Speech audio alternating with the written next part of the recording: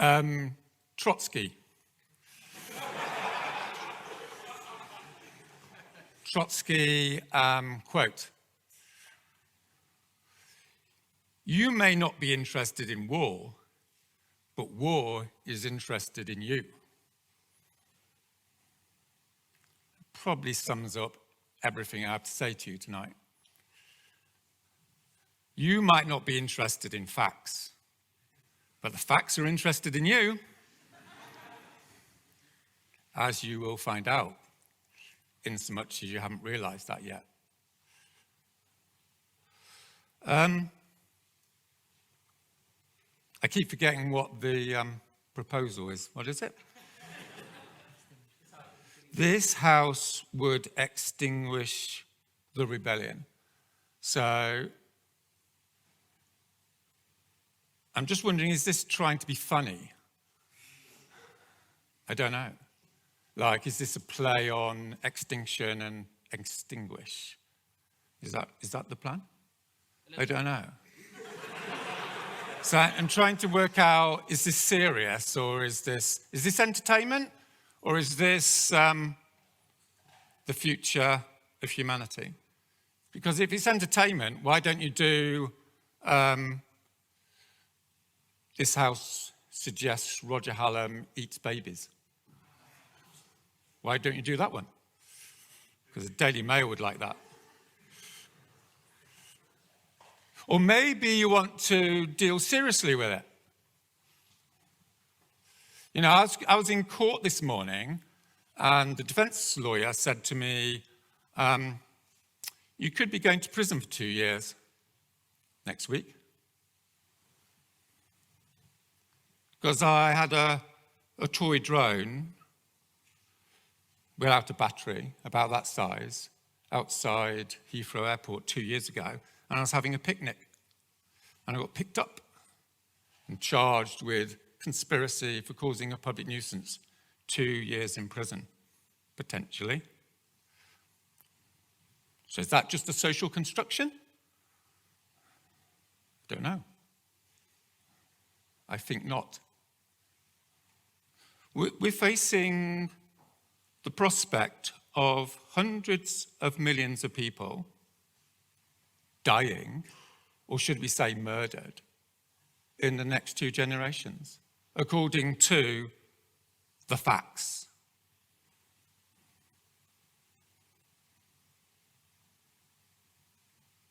So everyone's quieting down a little bit.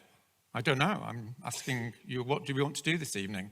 Do we want to entertain ourselves, or do we want to talk about the murder of hundreds of millions of the poorest people on the planet? What do you want to do? Because this is a YouTube video, remember?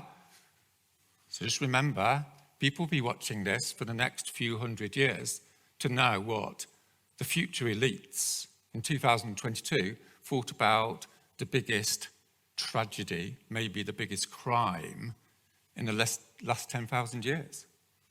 So what do you want to do? It's your life.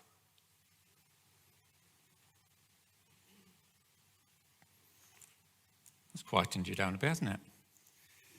Right, okay, so I'm not going to do anything that complicated. Some things are complicated, and some things aren't, right?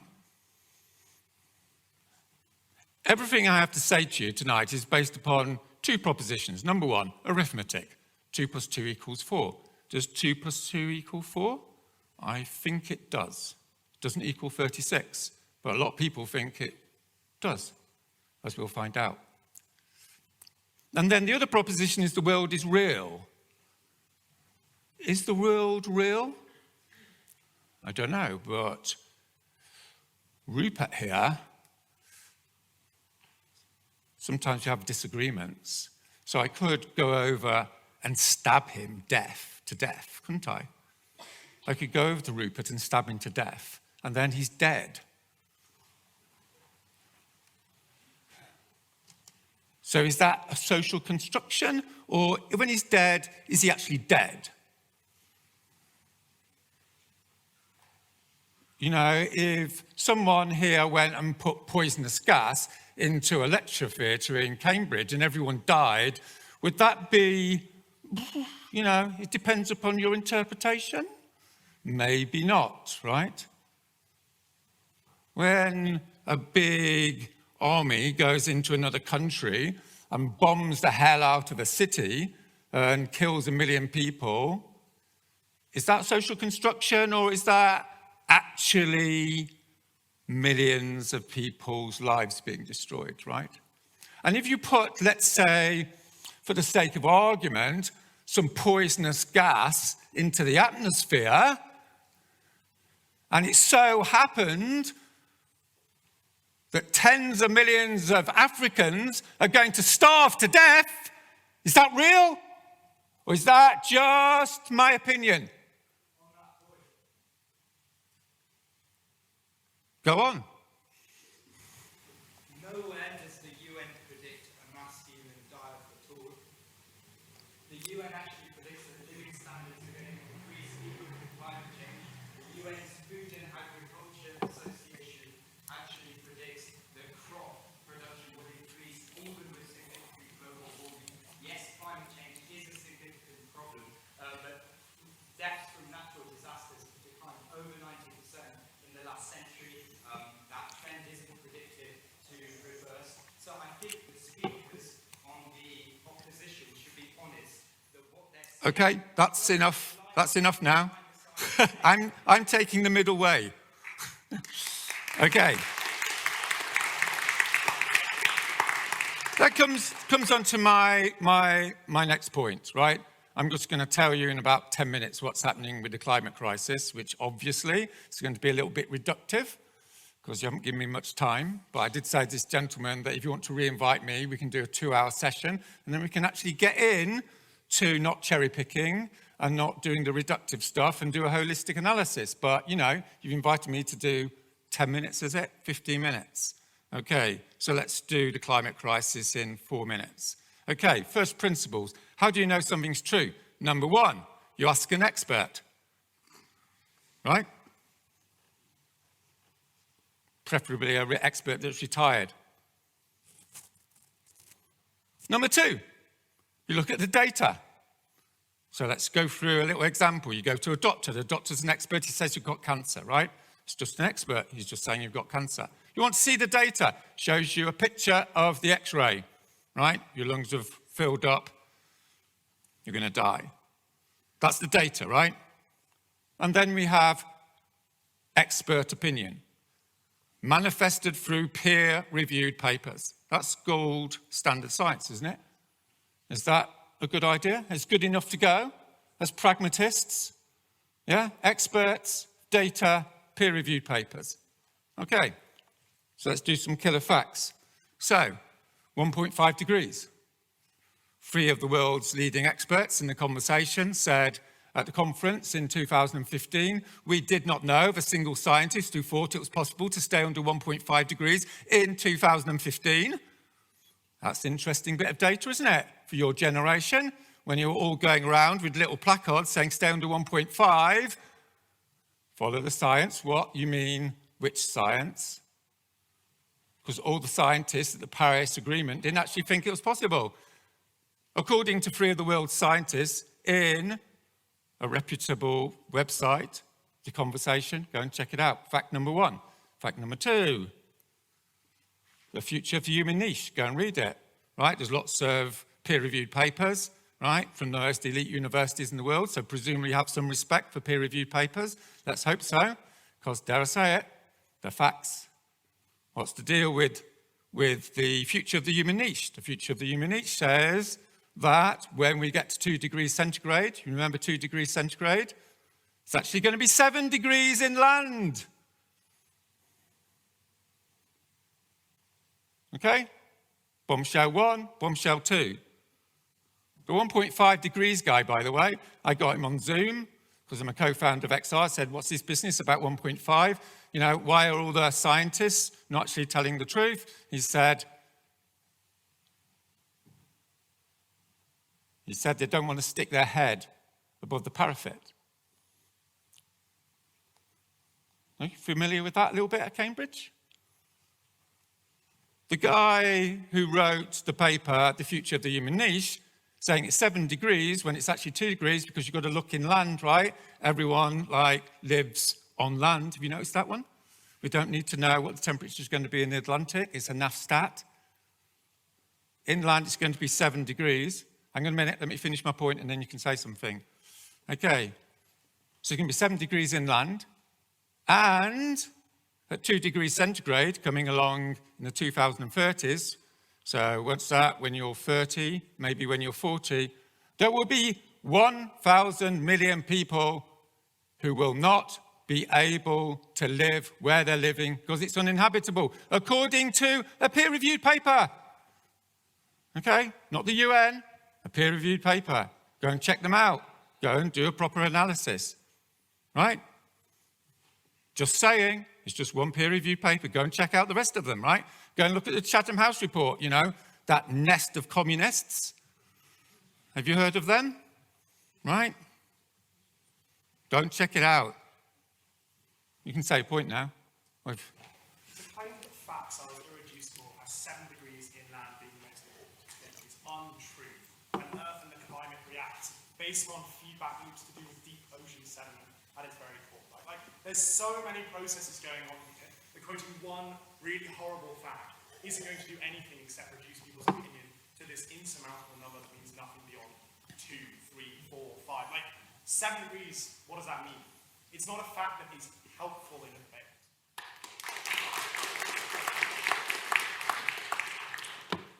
Okay, so you're all intelligent people. You all know there's killer facts, right? There's killer facts and then there's subsidiary facts. A killer fact is, there's the x-ray, you've got cancer, right? That's a killer fact. You've got cancer and you're going to die. There's killer facts. A killer fact is, at 2 degrees, the world is at 7 degrees inland. Obviously, there's loads of little subsidiary facts. Yep. Just wondering why we're talking about the killer facts and the movement Extinction Rebellion was literally potentially killing people in ambulances as the emergency services could not pass. That's what we're here to talk about, the movement and what you're hoping to achieve, not as the member said in his huge intellectual facts. Tell us why we need to support this rebellion.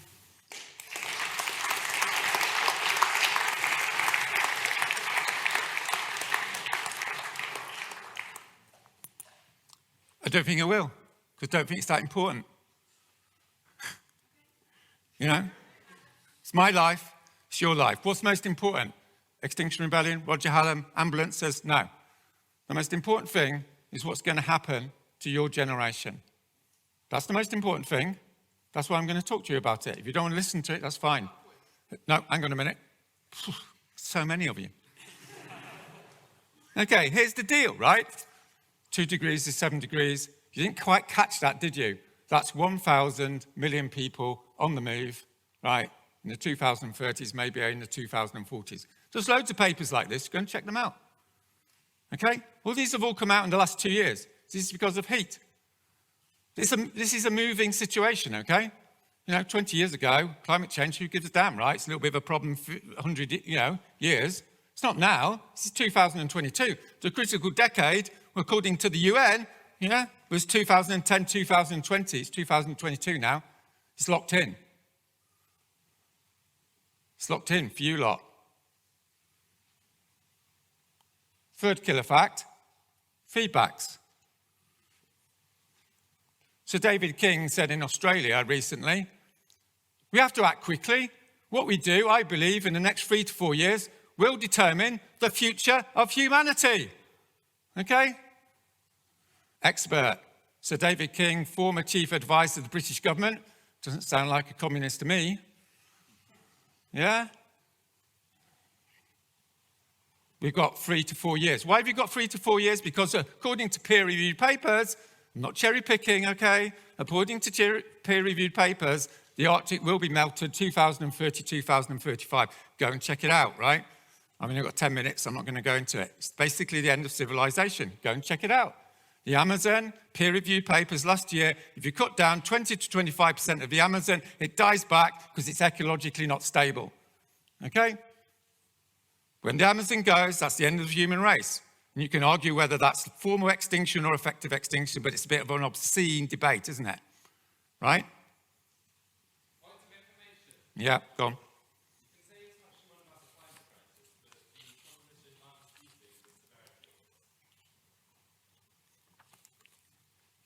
Yeah, well, you don't like war, but war's coming to get you, right? You know, just check it out. Just check it out. See, you know, this guy's right. The biggest problem with human beings is they select facts which are most convenient. That doesn't mean they don't exist, right? You can go and be told you've got cancer. You can go say, you know, that guy's an idiot. It doesn't mean you haven't got cancer. Your generation's fucked, okay? Just accept it. Point of clarification. Yeah.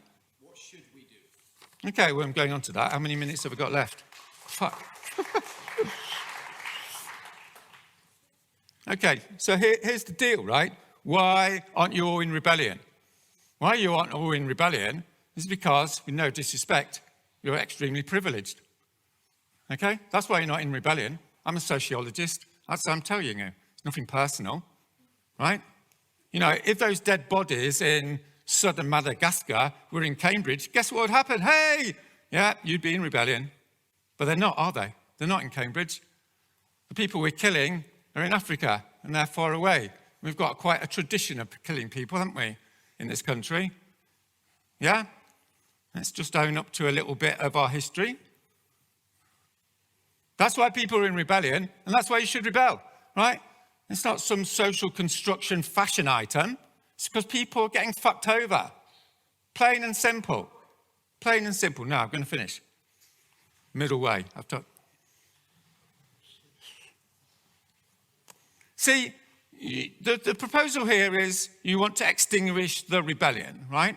So, if it was a rebellion against slavery, would you want to extinguish the rebellion against slavery? That'd be a little bit problematic, wouldn't it, as they like to say? Right? What was the problem with slavery? I don't know. Was there any facts on slavery? Or was it all a social construction? No, there was a thing called slavery, wasn't there? They took people, they stuck them in ships. A third of them died by the time they got to the Caribbean, and another third of them died in the first year. That's a fact, okay? That's a fact. And it took 50 years in this country to get those facts into people's heads so that such obscenity was made illegal, right? And I put to you tonight that you are engaged in a project to kill millions and millions of people because they're disposable, aren't they? They're disposable. You don't need to think of it. But according to the peer-reviewed papers, you're engaged in the mass murder of humanity. That's why people have to rebel, and that's why people are rebelling. It's not complicated. That's all I have to say about it. I can speak to you for 3 hours on the dynamics of effectiveness of direct action, right? That's my specialism. That's not why I've come to talk to you tonight. I've come to talk to you about murder, plain and simple. Those people are disposable. So let me wrap up. What's the logic, right? The logic is we're making lots of money from sugar, yeah? So we can have slavery. We're making lots of money from oil, so we can destroy the Savile. Right? We can destroy those black people because they don't count, because we're making profits. That's why you rebel, okay? Because you've got some self-respect. That's all there is to it.